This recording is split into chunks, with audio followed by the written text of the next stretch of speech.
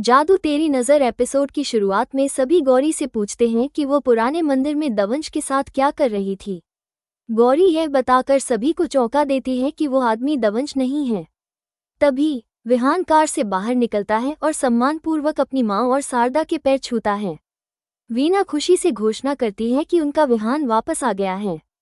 हालांकि विहान वीना से विनम्रतापूर्वक कहता है कि माताएं अक्सर अपने बच्चों को बहुत आसानी से माफ कर देती हैं, यही वजह है कि वे बिगड़ जाते हैं।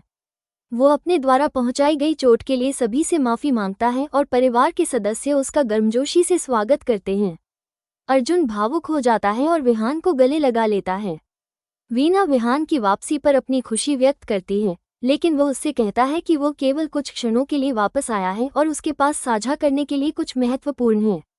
इस बीच मोहना बेटी और केसर से मिलने जाती है। वो केसर को दयान ब्रह्मांड में ले जाने आए हैं और उसे अपनी शक्तियों के बारे में सच्चाई बताती है।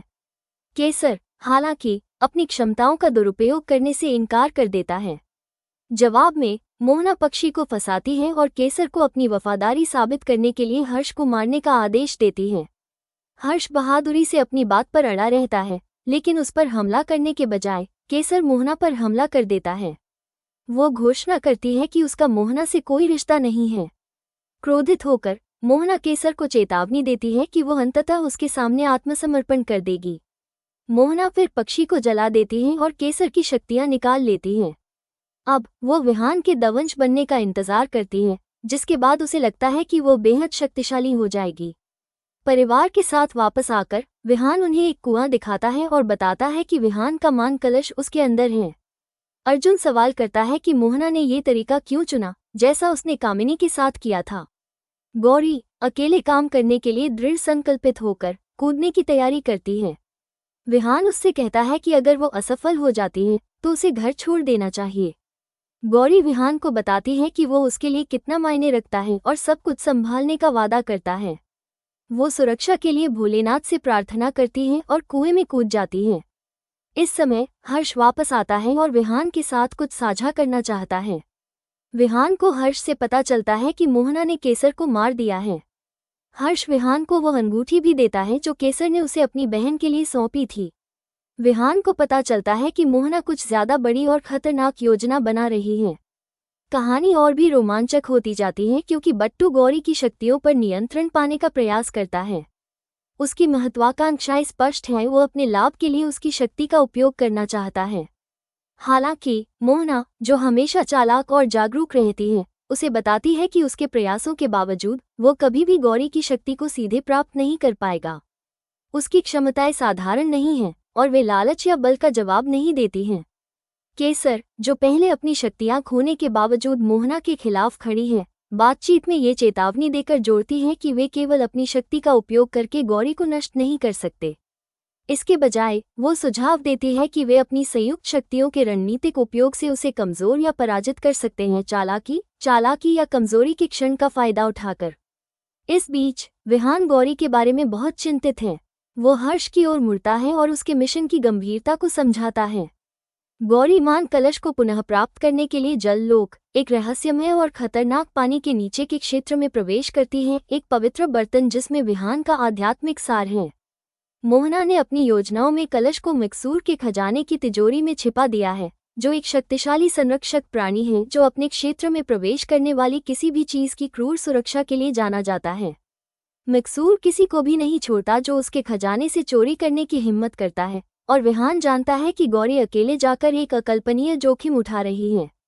विहान अपनी आवाज में सच्ची चिंता के साथ बोलता है क्योंकि वो हर्ष से कहता है कि गौरी को बेहद सतर्क रहना होगा। ये जगह न केवल शारीरिक रूप से खतरनाक है बल्कि प्राचीन जाल और रहस्यमय कलाकृतियों से भरी हुई है जो घुसपैठियों को भ्रमित या नुकसान पहुंचा सकती है। जैसे जैसे गौरी पानी के नीचे के क्षेत्र में आगे बढ़ती है, उसे कई अजीब और भयानक चीजें मिलती हैं। वातावरण मंद है, केवल दीवारों में लगे चमकते पत्थरों से रोशन है और सन्नाटा भयावह है। जब वो खोजती है तो हर आवाज गूंजती है, समय के खिलाफ दौड़ती है। वापस सतह पर विहान अर्जुन और हर्ष को स्थिति के बारे में अपडेट करना जारी रखता है। वे भाइयों के एक संयुक्त मोर्चे के रूप में एक साथ खड़े हैं, जो बढ़ते खतरे से अवगत हैं क्योंकि दवंश विहान का अंधेरा पक्ष हलचल शुरू हो गया है। उसके पूर्ण जागरण की संभावना उन पर भारी पड़ रही है। हर्ष दवंश के रवैये के बारे में टिप्पणी करके माहौल को थोड़ा हल्का करने की कोशिश करता है, जिससे भाइयों के बीच कुछ चिढ़ाने की स्थिति पैदा हो जाती है। लेकिन उनके शब्दों के नीचे वास्तविक भय और तत्परता है। उनके निरंतर समर्थन से प्रभावित विहान अपना आभार व्यक्त करता है। वो स्वीकार करता है कि कैसे उसके भाई हमेशा उसके साथ रहे हैं, उसकी रक्षा करते हैं, उस पर विश्वास करते हैं और उसे कभी अकेले नहीं चलने देते। इस क्षण में उनके बीच का बंधन और भी स्पष्ट हो जाता है, जो अन्यथा तनावपूर्ण स्थिति में गर्मजोशी की झलक पेश करता है। गौरी कुएं की गहराई में तेजी से आगे बढ़ती है। उसका दृढ़ संकल्प कभी डगमगाता नहीं है। वो जोखिम जानती है और समझती है कि समय फिसल रहा है। वो कई प्राचीन कलाकृतियां और चमकते हुए अवशेष देखती है, लेकिन उसका ध्यान मान कलश को खोजने पर केंद्रित रहता है। खजाने की तिजोरी में हवा तनाव से भरी हुई है और सन्नाटा भारी होने लगता है। अंत में वो इसे देखती है, मान कलश एक पत्थर की चौकी के ऊपर बैठा हुआ, रहस्यमय शिलालेखों और प्रकाश से घिरा हुआ। वो धीरे धीरे पास आती है, सावधान रहती है कि कोई आवाज न हो जिससे संरक्षक को सचेत किया जा सके। जैसे ही उसकी उंगलियां कलश के चारों ओर बंद होती हैं, वो गलती से पास में रखी एक छोटी कलाकृति को गिरा देती है। यह एक तेज आवाज के साथ जमीन पर गिरती है, जो पूरे कक्ष में गूंजती है। गौरी जम जाती है। कुछ पलों तक कुछ नहीं होता, लेकिन फिर एक गहरी गड़गड़ाहट हवा में भर जाती है। उसके बाद एक कंपन होता है। पौराणिक संरक्षक मकसूर अपनी नींद से जागना शुरू कर देता है। उसकी आंखें धीरे धीरे खुलती हैं, क्रोध से चमकती हैं, क्योंकि उसे अपने खजाने के कमरे में एक घुसपैठिया महसूस होता है। वापस सतह पर विहान को अचानक ऊर्जा में बदलाव महसूस होता है। उसे लगता है कि कुछ गड़बड़ हो गई है। उसकी चिंता बढ़ जाती है और वो बेचैनी से इधर उधर घूमने लगता है। हर्ष भी चिंतित हो जाता है और सवाल करता है कि क्या गौरी सुरक्षित रूप से बाहर निकल पाएगी। अर्जुन हालांकि शांत है, अपनी आंखें कुएं पर टिकाए रखता है, उम्मीद करता है कि उसे थोड़ी भी हलचल दिखे जो गौरी की वापसी का संकेत दे। कुएं के अंदर मकसूर अपनी पूरी ऊंचाई पर उठना शुरू कर देता है। उसका विशाल रूप पूरे कक्ष में छाया डालता है। गौरी कलश को कसकर पकड़ती है, यदि आवश्यक हो तो खुद का बचाव करने के लिए तैयार है, लेकिन उसका लक्ष्य स्पष्ट है, अपने अगले कदम की तैयारी में व्यस्त है। उसे लगता है कि गौरी के फंसने और विहान के अंधेरे पक्ष के जागने के साथ उसकी योजना लगभग पूरी हो चुकी है।